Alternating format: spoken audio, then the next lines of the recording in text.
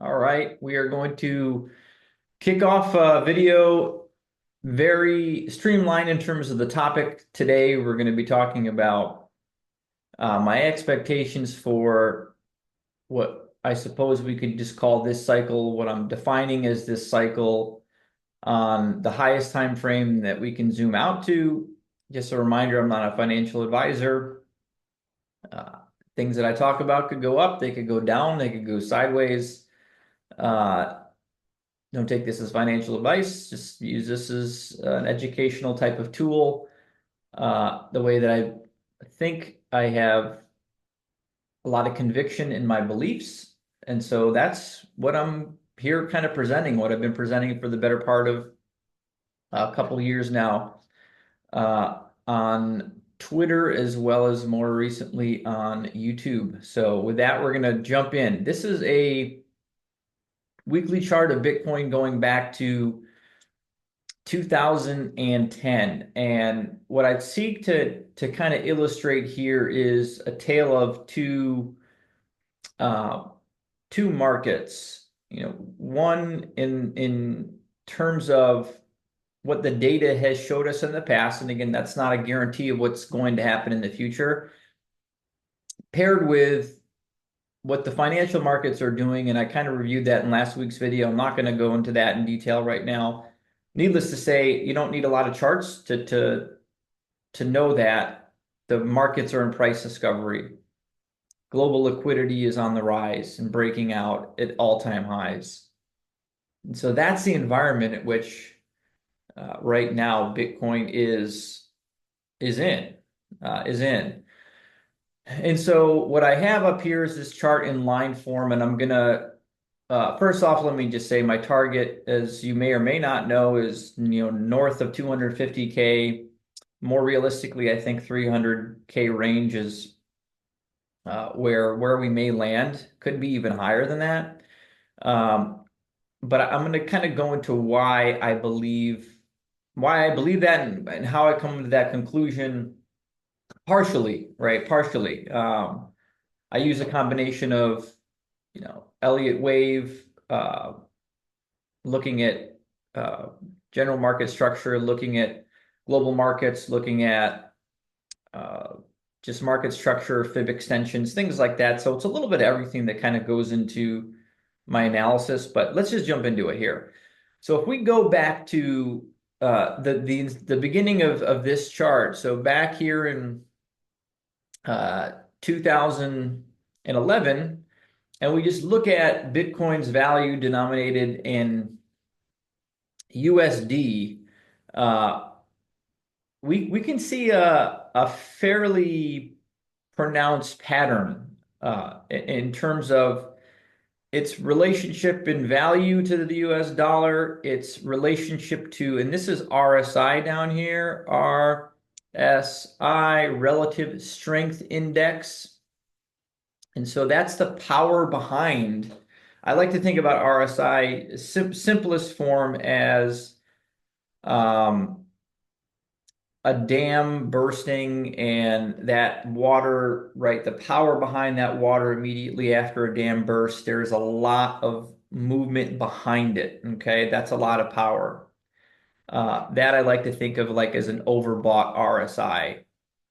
And the higher you get into overbought, the closer you are to where that dam broke potentially, and the more velocity and sheer amount of water is kind of barreling down together in the same direction, in the same in sheer force.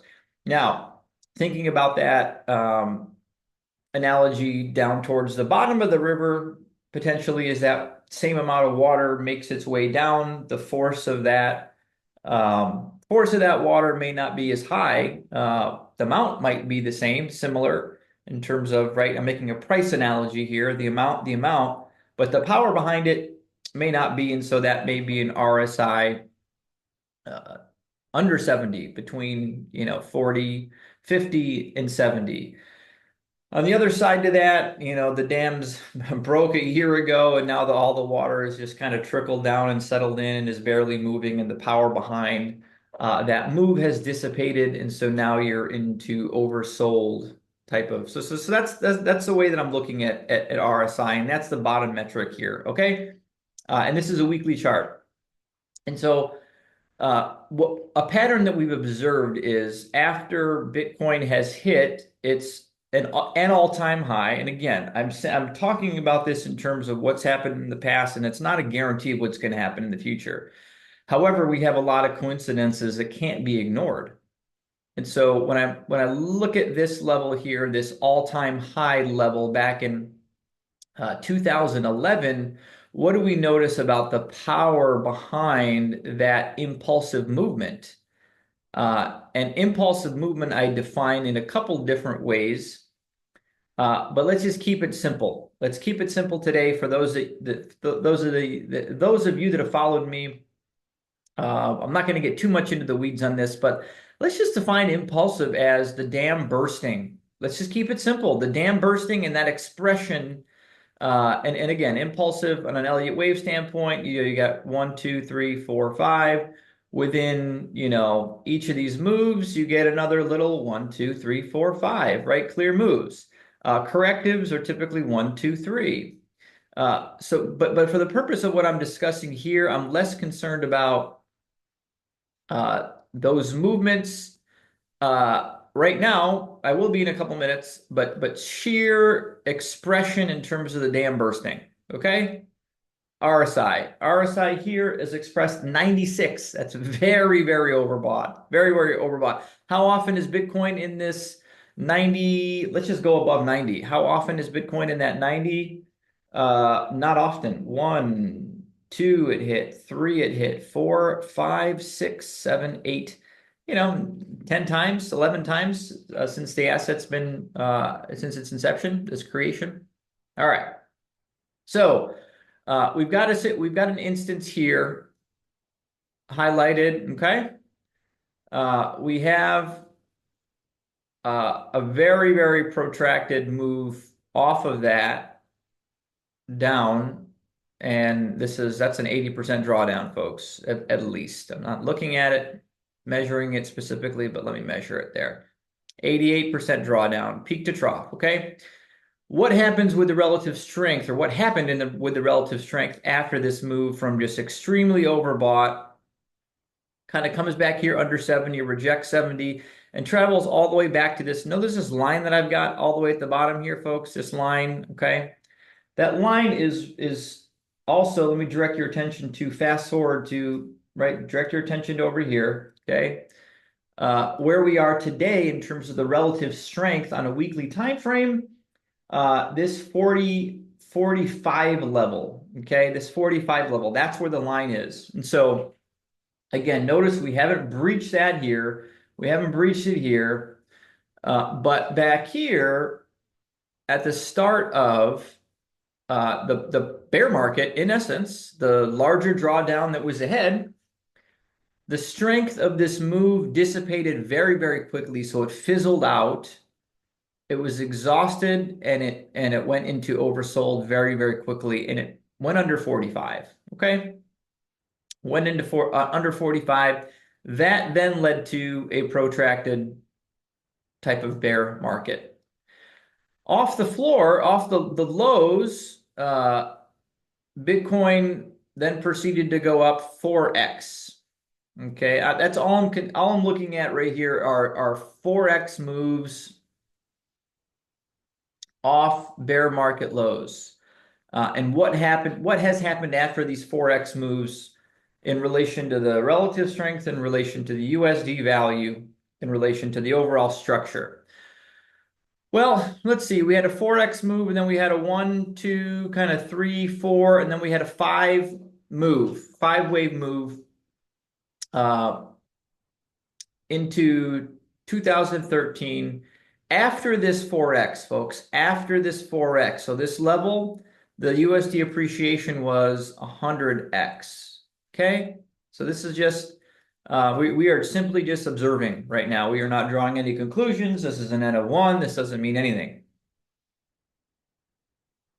What we can also notice is, from an impulsive perspective, I've got this 1, 2, 3, 4, 5 labeled.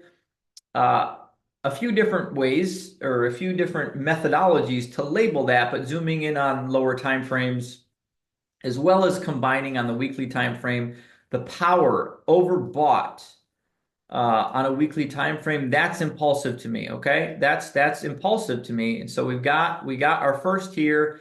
That's what I'm calling this one. That first impulse. What am I calling the second impulse?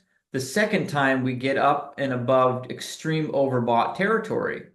And so that's how I, kind of triangulate in on that third. Okay. And then what was the third time within this entire move where Bitcoin exploded? So the dam burst, right? In essence, and the power behind the move was overbought. That was this instance right there, right? And so no surprise, fifth impulse or fifth wave, which was impulsive, I have labeled up here. Okay. So I hope you're all with me for right now, where we are in kind of the context of this conversation.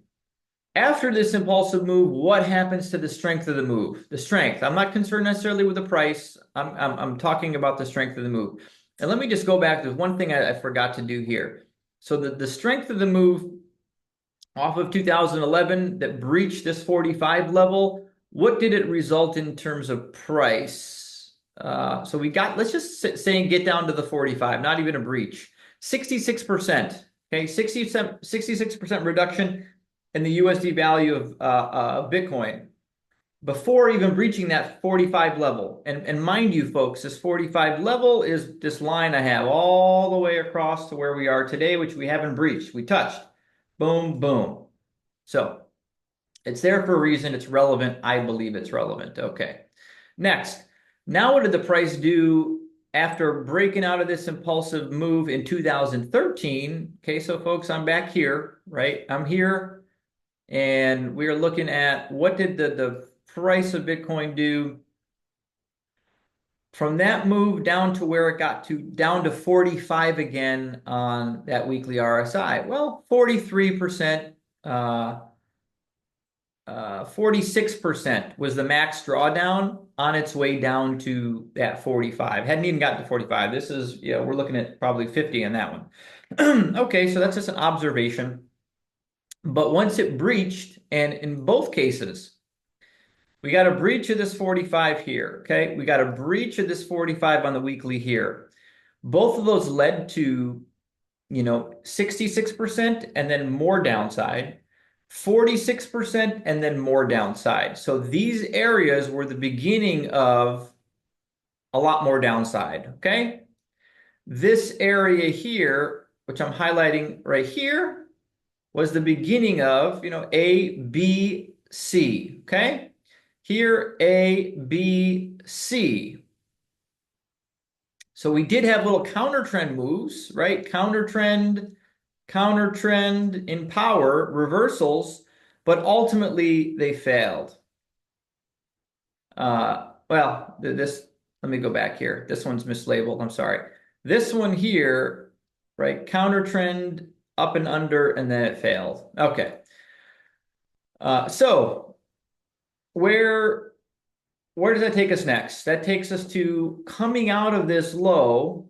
Okay, coming out of this low, very similar to the exercise I just did back here.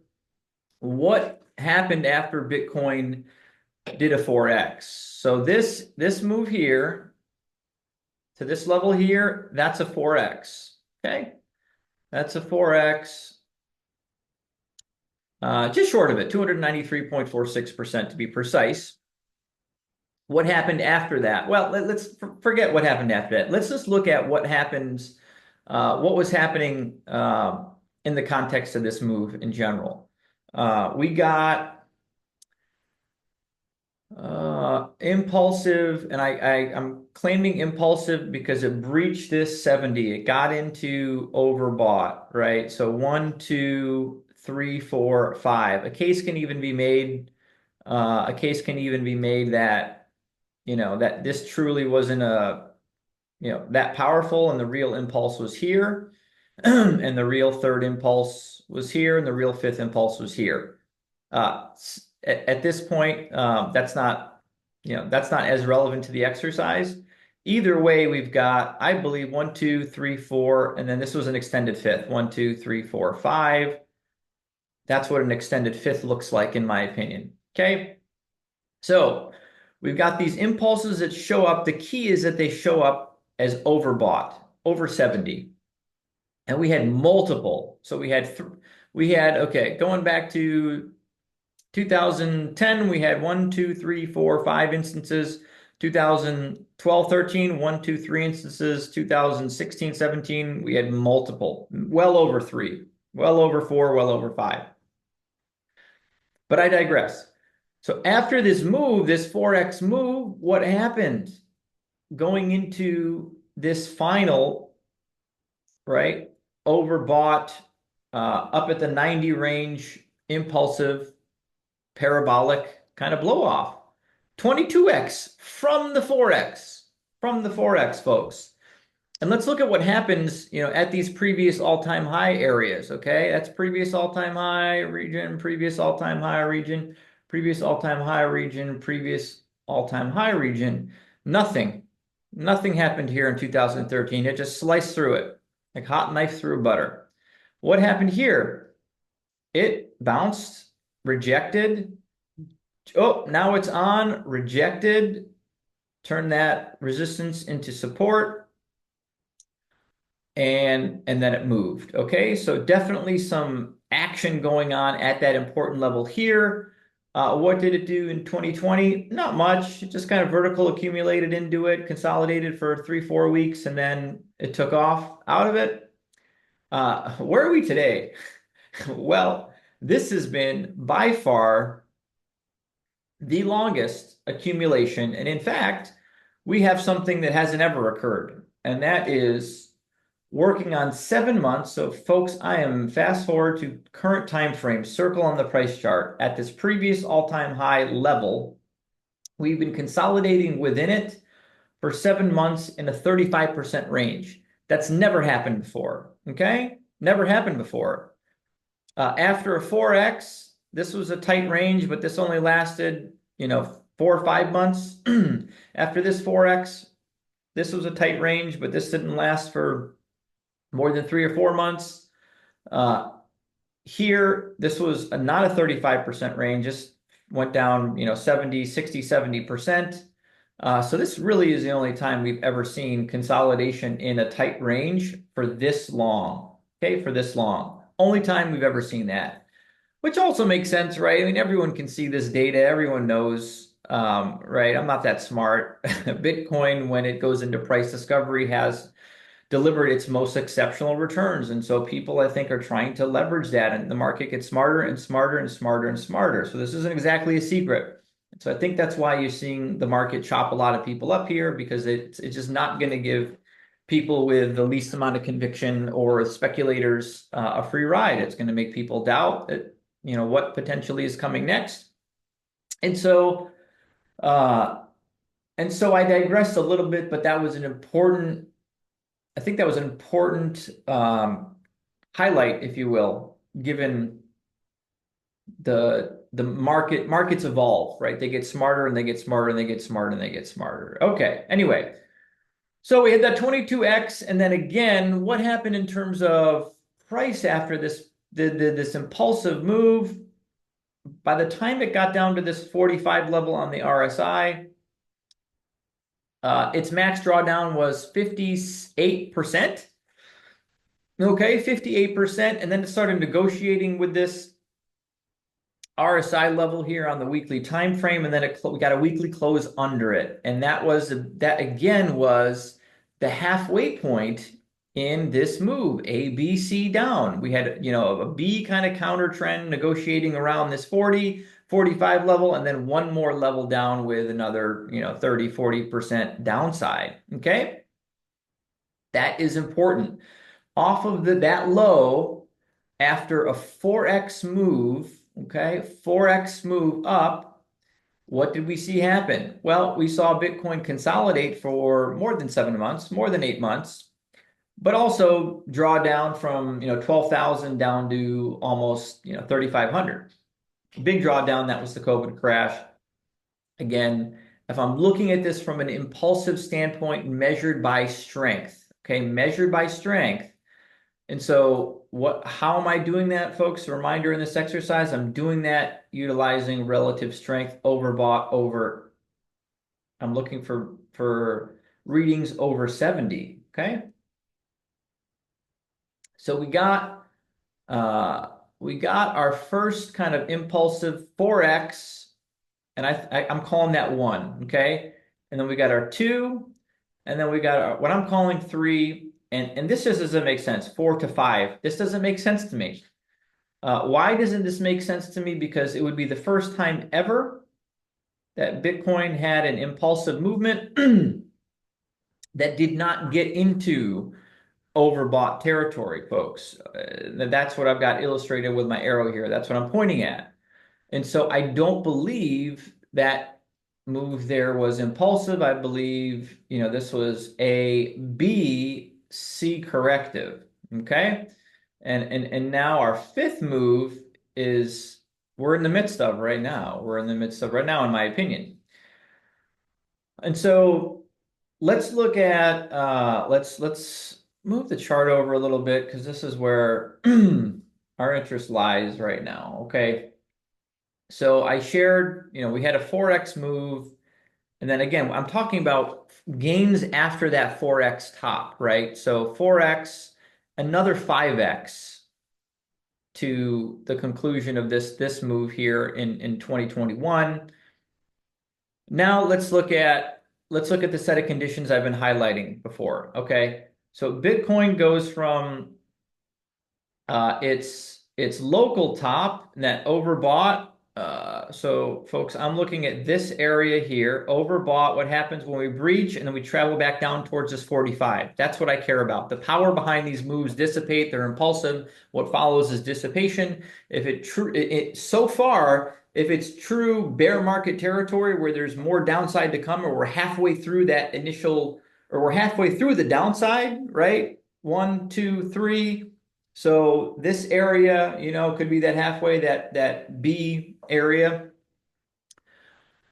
What have we seen in terms of price depreciation leading down to that area? We've seen 46, 50%, 46 before we breached it. Okay, so that's key to keep our eye on. We breached it. We breached it a few weeks later, and that turned out to be a tell, right? Because this really didn't sustain anything, and then we had more downside ahead of us. Okay, where are we today? 4x off the lows, consolidating 7 months at this all-time high region, and our max drawdown from this point, mind you. Remember, let's see. What have I been doing this whole time? I've been saying after an impulsive move, right, as measured by power, what happens when we breach it and travel down to this 45 level? Well, we've seen the lowest end is 45%, I believe I've shared, and then all the way down to 66% reduction in price. So far, our max drawdown, I believe, has been 35%, something in that range. So 35%, we haven't reached this 45 level. We haven't had a close below it. And so nothing indicates right now that that there's more downside if I'm applying principles of the past to the probabilities of the future. So that's how what's informing this. Moreover, I have to then expect that the target coming out of this consolidation, much like the targets coming out of these areas, these areas were much higher than the market gave credit for. And right now, what is the market giving credit, or where are the most bullish arguments for Bitcoin? I'm seeing a lot of 100K targets. I'm seeing a lot of 150 targets. I'm not seeing any, consistency in that 250, 300 level target. But let me just, let's just zoom out here. I'm going to get rid of RSI now because I've done what I needed to do with that exercise. I just want to give us some perspective in what this would look like. Um, let's just say we're coming out and that's the move, that's the 100K move. And so,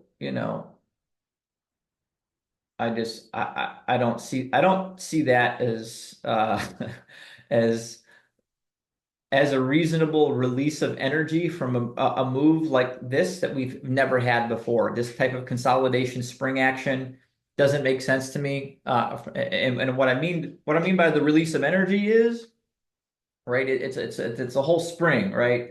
You've got energy compressing inelastic, elastic objects all the time.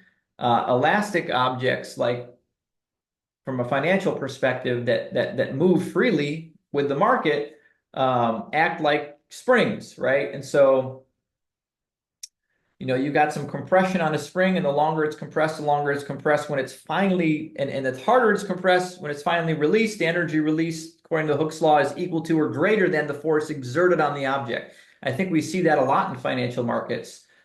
That's what I'm talking about. And so, my those targets just do not look right to me. And if anything, right, you'd have to say minimum targets 165, like the minimum. That's just the energy coming into this consolidation and being released from that 25. And that's just known as like your flagpole consolidation. And I don't get too caught up in, what structure is this? Can this be a flag or not? Or um, according to this person and that person, a flagpole, and whether you're looking at, is it a pennant, right? Is it a descending, uh, broadening wedge? Is it a flag? It doesn't matter. These are all just consolidations. These are all just forms of consolidations where liquidity is taken in different fashions, right? That's all these things are. That's all these things are, just consolidations, or more commonly known in Elliott wave, three fours, right? Three, four. Um, what I'm calling three, four here. And so that's kind of the gist of this video, folks. I went on, I don't think for that long, but maybe I did. I hope you all have a great rest of the day, great rest of the weekend, and we look forward to doing more of these. Take care.